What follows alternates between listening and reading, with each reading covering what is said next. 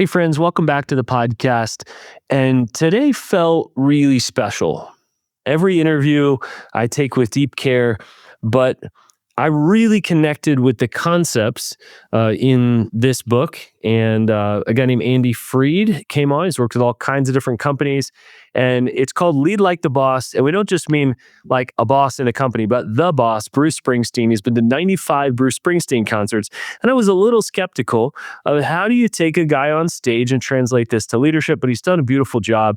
Talks about a lot of things close to our heart, like, can we just stop doing bad meetings? Here's how to do great meetings. Communication. He, like I, believe that a great leader is a great communicator. Like, you cannot be a great leader if you're not a great communicator, and that energy is so vital to leadership. But here's the part I want you to listen to the end for, is that he actually shared at the end that he has been battling pancreatic cancer, which is a huge deal. And his energy tank is so much lower than it normally is. This has forced him to figure out what is essential, what's not essential. And I run this kind of scenario with leaders, and I've done it multiple times. Maybe some of you watching and listening or coaching clients I've done it with, to say, what if you had less gallons of gas in your energy tank? What would be the things that only you can do? What is your greatest contribution? And Andy naturally goes there to be able to share that. That's the life that he's living right now. He's worked with some of the biggest companies out there. And the great news is this: he says it's achievable. You can make change, be a student of leadership, make shifts, make changes. We're never done learning. But secondly, the big guys are wrestling with this stuff just like the little guys. Google and Meta, Microsoft, Visa, MasterCard, some of the companies that he and his company Virtual work with are wrestling with this stuff just like some of the entrepreneurs and small companies that I get the opportunity to coach. And so I loved this conversation. There's so much more here. Again, it's Andy Freed. His book is Lead Like the Boss. This one right here, if you are a high-level leader, I want you to pay attention to the themes that we discuss in here. Enjoy my conversation with my new friend, Andy Freed. Andy, welcome to the podcast. Hey, great to be here. Thanks for having me. Absolutely. Congrats on this. Just released this baby, Lead Like the Boss. And man, first of all, congrats. Secondly, why Springsteen? Where did this idea come from? Well, look, I'm one of these people who is this close to just selling everything they own and following Bruce Springsteen and the E Street Band all around the world. I've seen him 95 times live in concert, all over the world. And every time I come away ready for the next show. But somewhere along the way, I started learning something and started to realize that there's a reason they call him the boss, that the way he's treating his team and the way that he's working with folks. And he's not just a boss, but he's a boss that I'd want to work for. And started to look at that closer. And the book emanates from taking a closer look at the way he's working with his team, the way he works with an audience, and things that all of us can do if we want to be rock stars. And I'll say, everyone knows, like, the top of the performance review pyramid is saying somebody's a rock star. So if we're going to figure out how you want to be a rock star, let's look at the boss of all rock stars and figure it out. There you go. Well, a lot of people use the term rock star, so I actually just wanted to also start with that.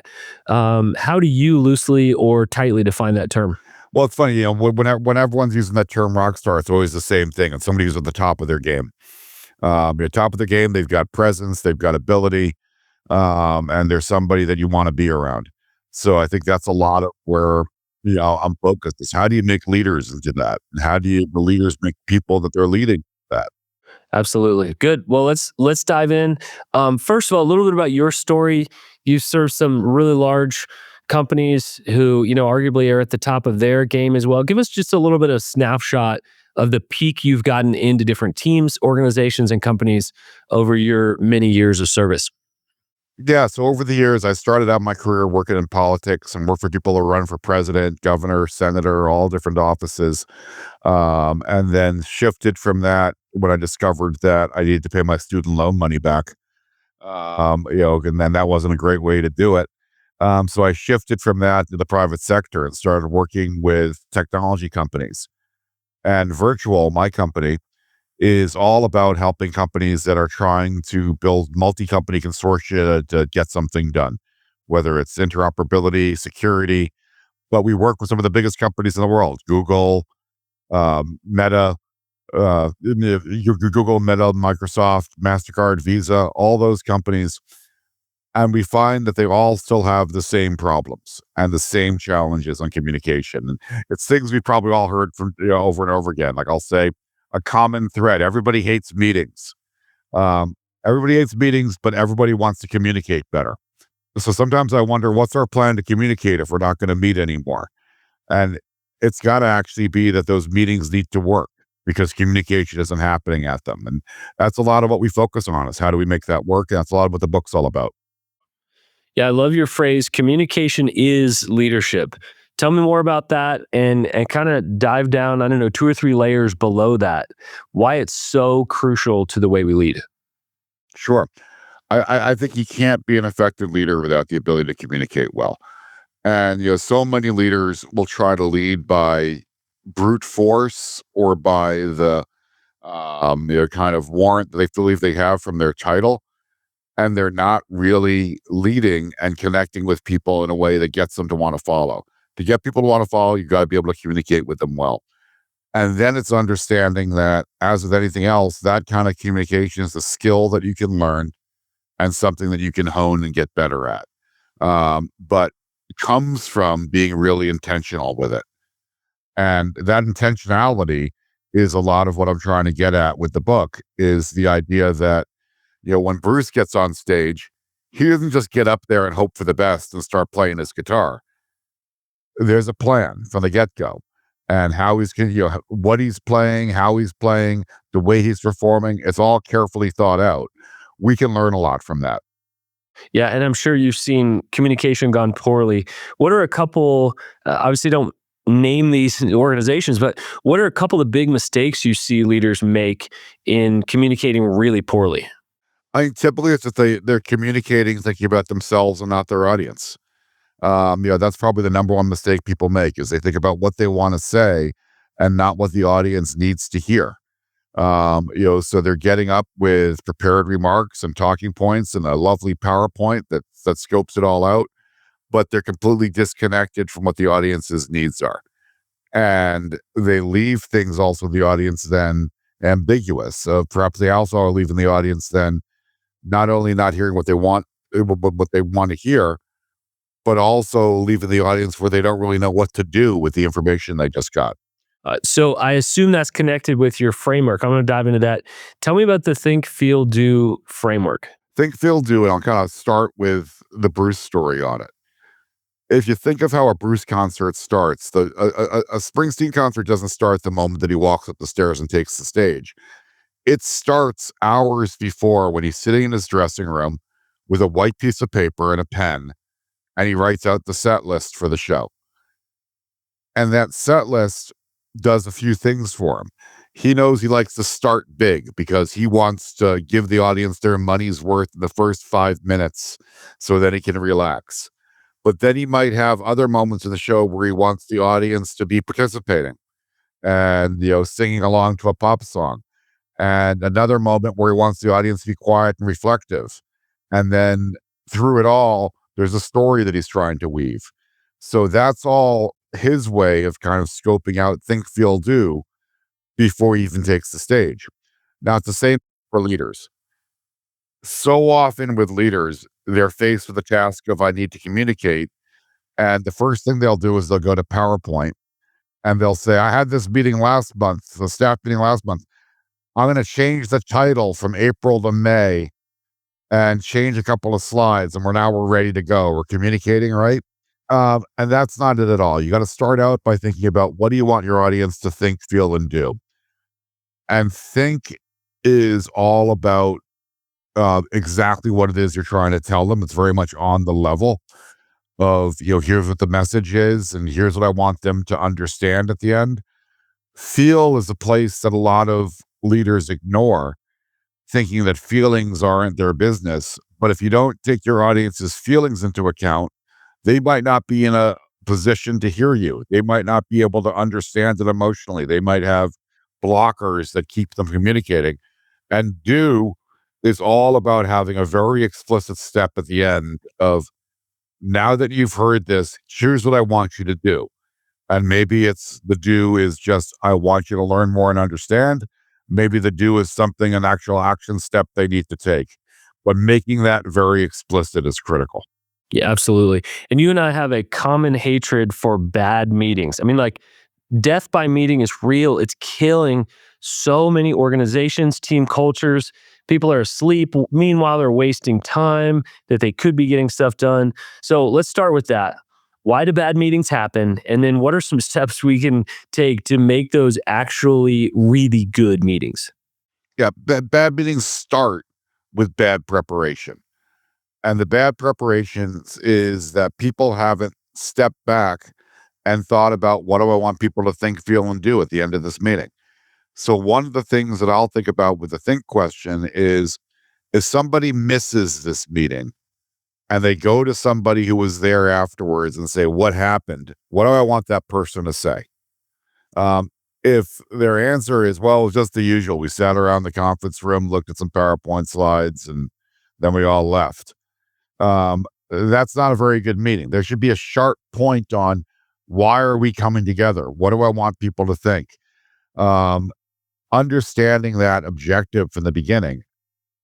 And I think so many people approach meetings the way, instead of like Springsteen, they're like the Grateful Dead. The Grateful Dead, you just go out there and play, and see what would happen. They jam for an hour and eventually the concert would end.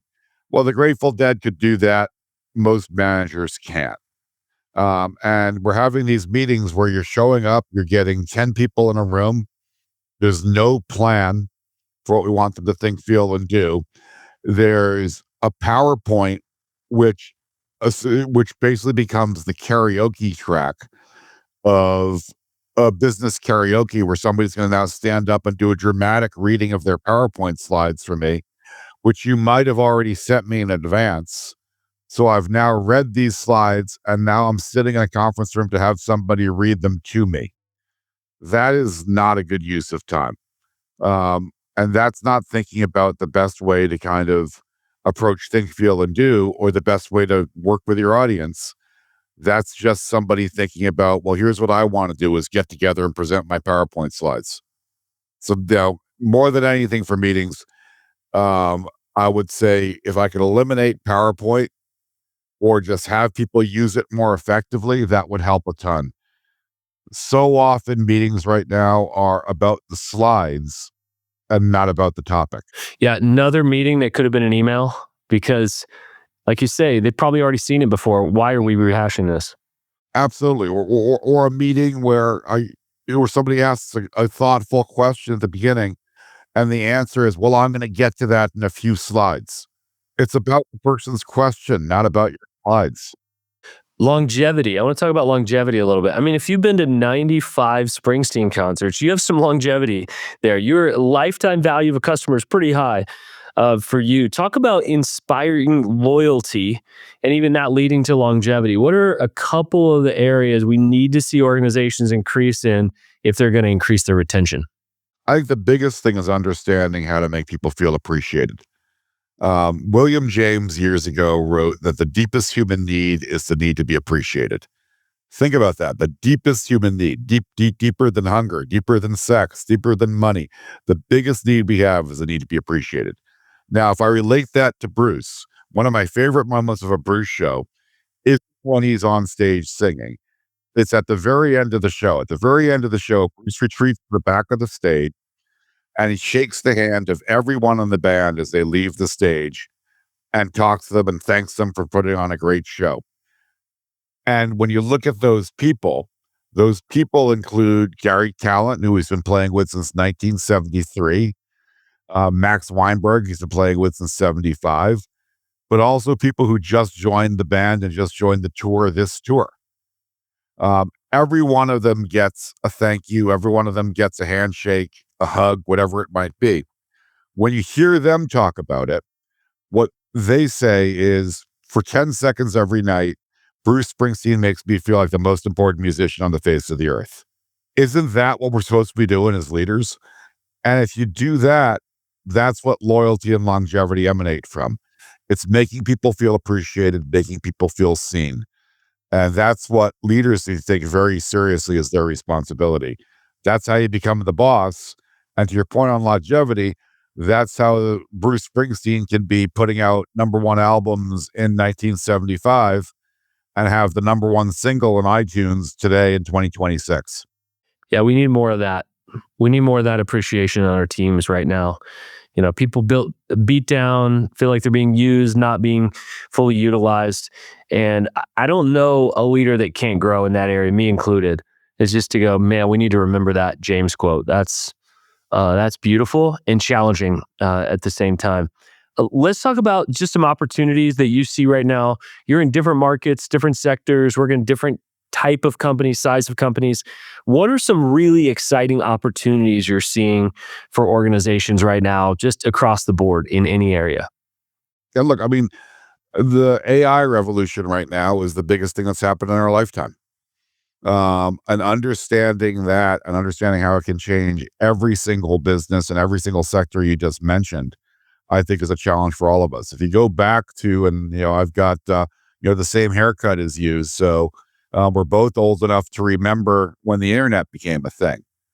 And when the internet became a thing, companies struggled with how do we use this. And actually, the first company I was working with at the time said, "We're not investing in the internet. We don't do fads."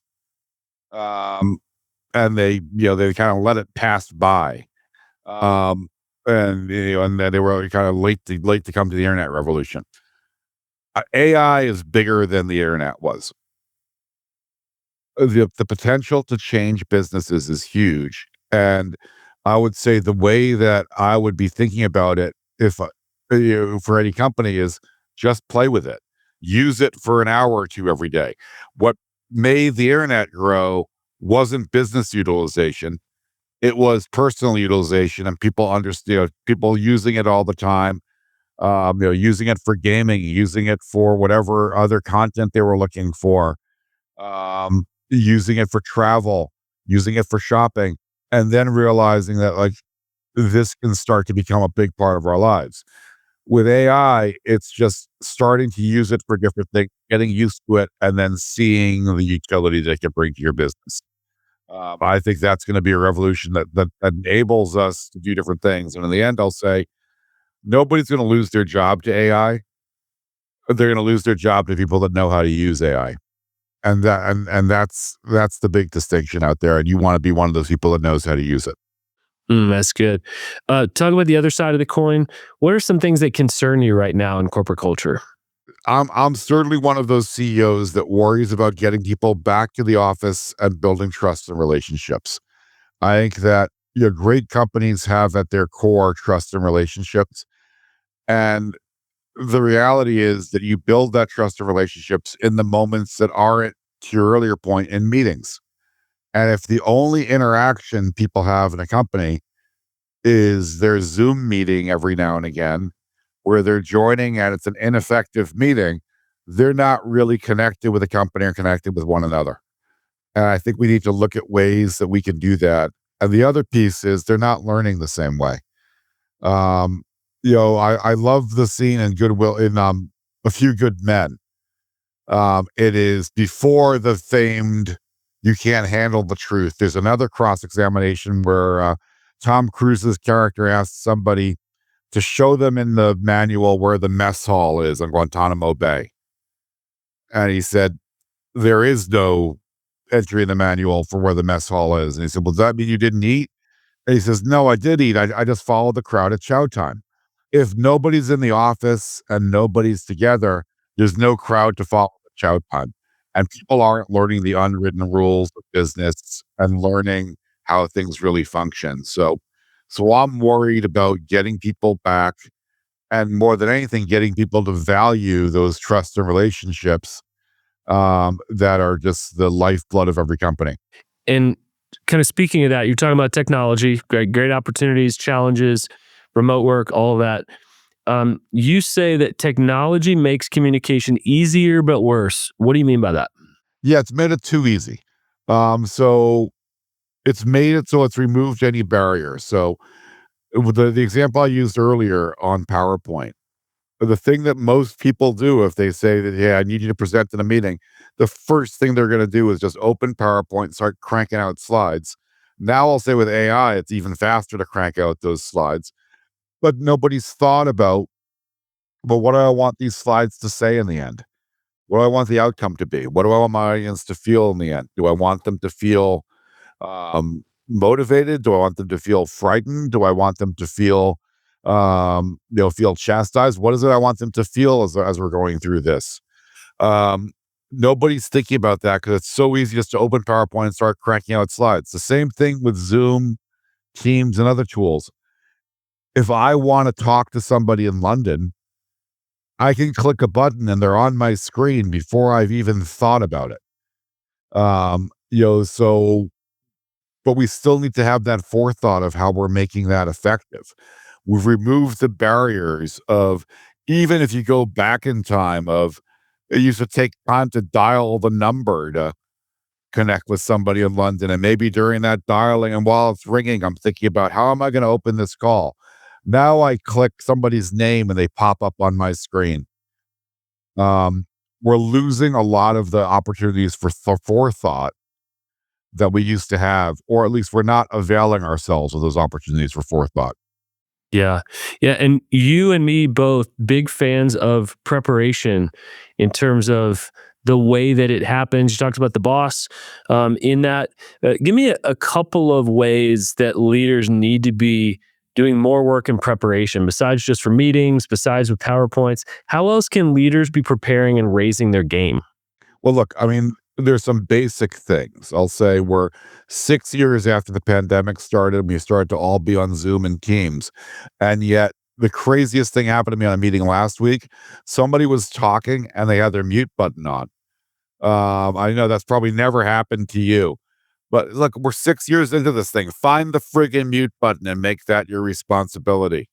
It's not cute anymore. Or find lighting. Why am I talking to people who look like they're in the witness protection program?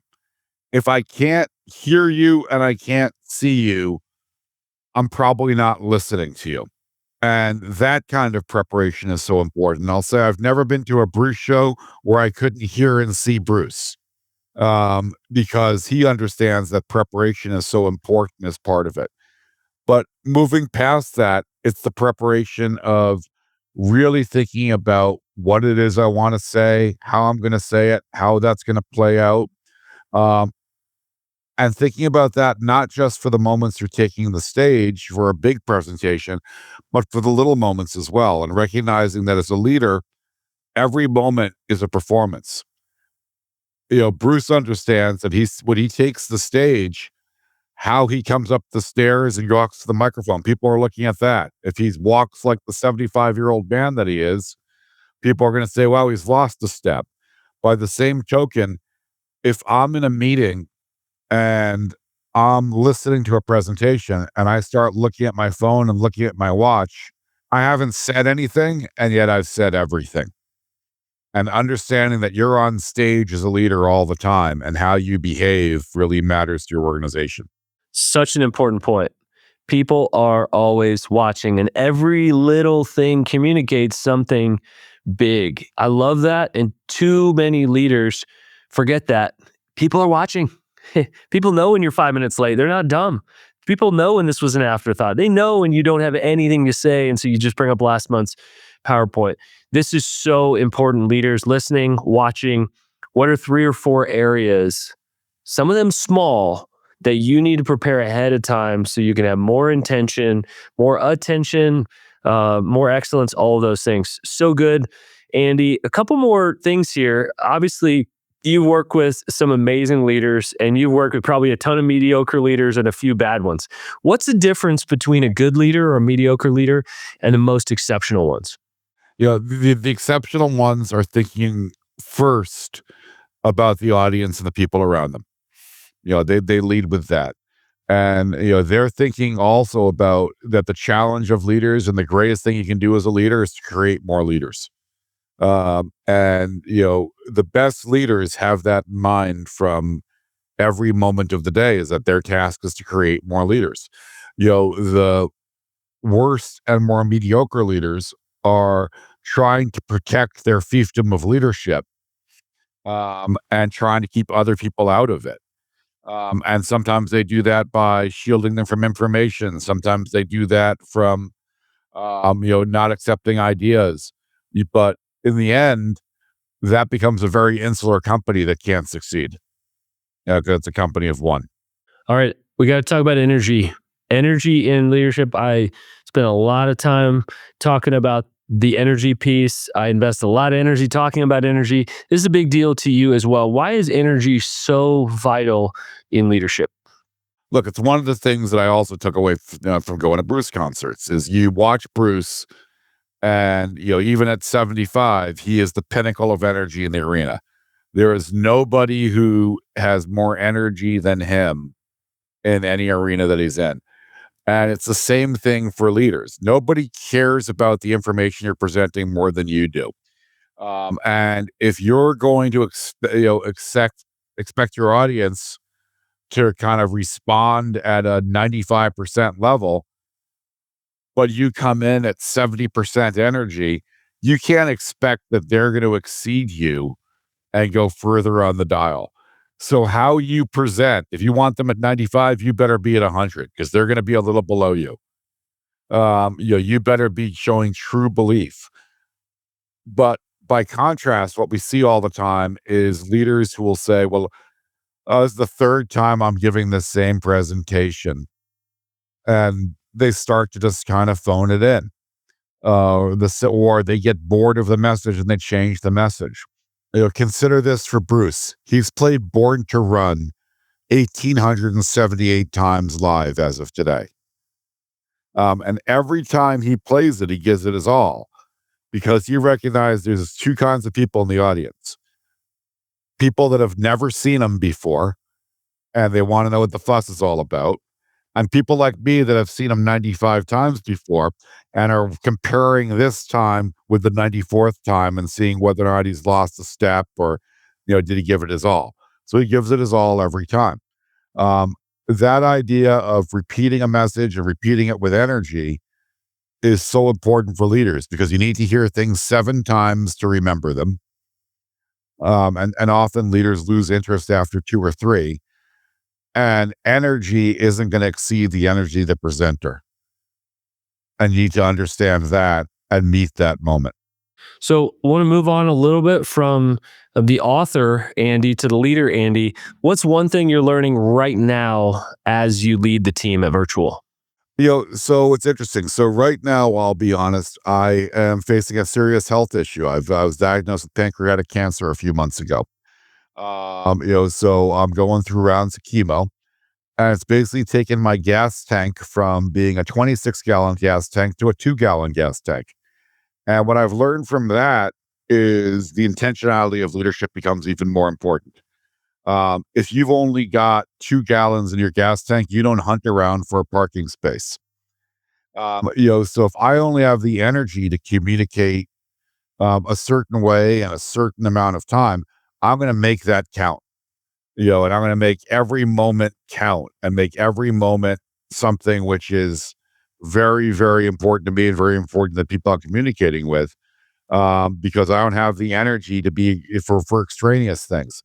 So it's really helped me hone myself as a leader and communicator of understanding that intentionality that comes from knowing that you don't have a limitless bay of energy to kind of draw from. Wow. Well, I'm so sorry to hear you're battling through that, and for you to be coming investing your energy here in us in our audience. I'm so grateful. Well, it's important because it's part of it's part of what I said earlier. Great leaders want to create more leaders, and you're helping do that. Amazing. Yeah. Well, the energy it takes to create a book is no joke. And we really hope that this thing continues to fly off the page. Congrats on some early success in the book. This is launch week as we record this right now. A huge deal.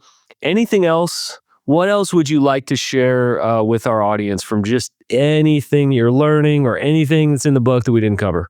Look, I think the biggest thing is that this is within their grasp. The concepts that are in the book are not that complicated. And the ways that it takes to go from good to great on communications is something that's in the grasp of anybody that wants to do it. You've just got to want to do it. And you've got to value it and be intentional about it. It's not going to happen by accident. It's going to happen because it's something that you focused upon and that you're giving your time to. So I'm hoping that, picking up the book is a sign of that. Watching this podcast is a sign of that. I think you got listeners who are listening because they want to become better leaders. Becoming a better leader means being a better communicator. So understanding the practical tools you can do to do that. And I'm not a big believer in just extraneous theory. It should be practical tools. Show me how I can do it. It's that do part of the think, feel, and do is what I'm trying to lead. Beautiful. Andy, thanks so much for your work. And as you continue to push through your own personal journey, I'm excited that there are leaders like you who are composting so much learning, the good, the hard, everything in between, and putting it in this process. I resonated with so much of the book. Congratulations. Thanks for coming here on the podcast today. Thanks for having me. Great to chat.